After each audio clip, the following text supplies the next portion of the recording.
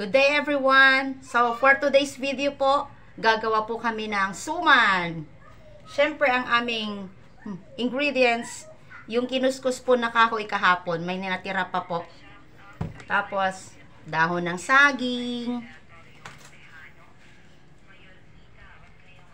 Nagdakkel mo.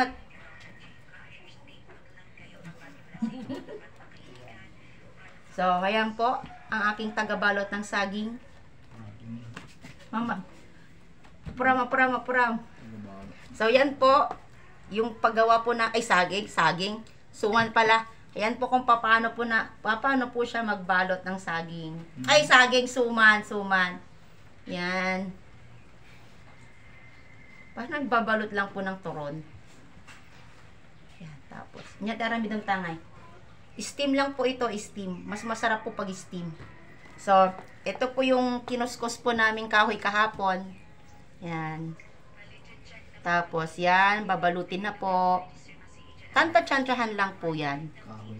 Kahoy garod niya ngay. Kamuting kahoy kat Ilocano kat kahoy kunada. Ayan po ang pagbabalot ng paggawa po ng suman. Yung sa kanya pong lalaki. Yan. So, masarap po ito gawing almusal sa umaga or merienda sa hapon. So, ito pong aming suman. Thank you for watching.